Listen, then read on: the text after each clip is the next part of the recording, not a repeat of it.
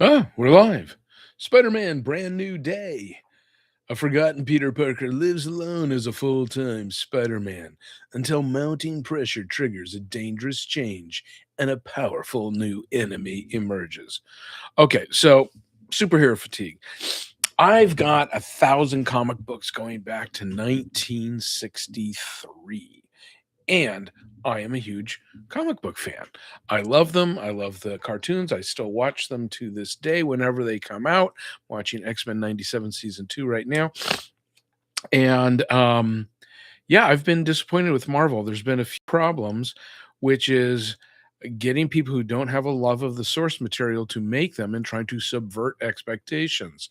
The fans are the fans. Those are the people that you want to appeal to. If you don't appeal to them, and then you've got all this homework for normies, then you don't appeal to anybody and you lose a lot of money. Now, that said, for this movie to make sense, you need to have seen the last 2 Spider-Man movies, preferably the last 3, so that you're familiar with all these characters and their relationships because it's the same actors. So with all that as a setup, there is a lot to like about this movie. Um, it feels a little bit more grounded. The humor is restrained, and when it's there, it's appropriate.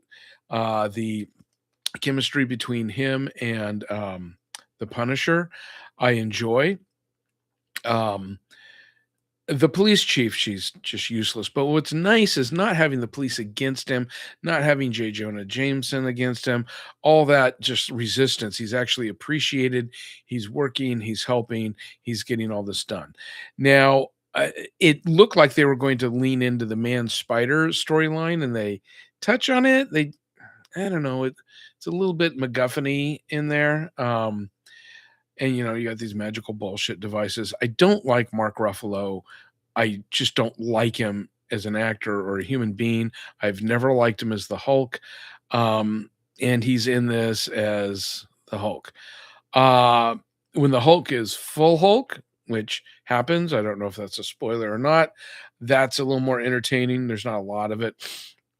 So that all said, th I do have one major issue with this. I'm not gonna say don't see it because it's a lot of fun. I don't know if fun's the right word, but, I mean, it destroys a little bit of the poignancy of the end of the last movie, but, that all said, Zendaya doesn't get on my nerves as she usually does, kind of, but, I don't know. Anyway, you make your own choices. I would definitely see this. The problem is the antagonist. And I won't tell you anything about it if you haven't seen it yet. It doesn't make any sense. It doesn't make any sense in comic book canon. Nothing about the motivation of the antagonist. Well, the motivation makes sense. The way the antagonist goes about it doesn't make any sense whatsoever given the powers. Like I say, don't want to give it away, but I don't know what they're doing. They're screwing up canon, they're screwing up timelines. I don't know if this is setting up the Avengers movies or not. Elena, is that her name? The latest Black Widow. I don't like her. I never liked her. She's sort of silly being in this. Doesn't add to anything. It really seems like it's tie into Doomsday coming out later this year. Those are well, the antagonist problem is kind of a big problem. It depends on how picky you are. You can let it go because I thought what the antagonist was doing until the reveal was super interesting. And even with my background in comics, I didn't know who it was going to be. When the reveal happens, it's like, seriously, why do that? There's other people you could have used. Anyway, so yeah, real fun movie. It proves superhero fatigue is not a real thing.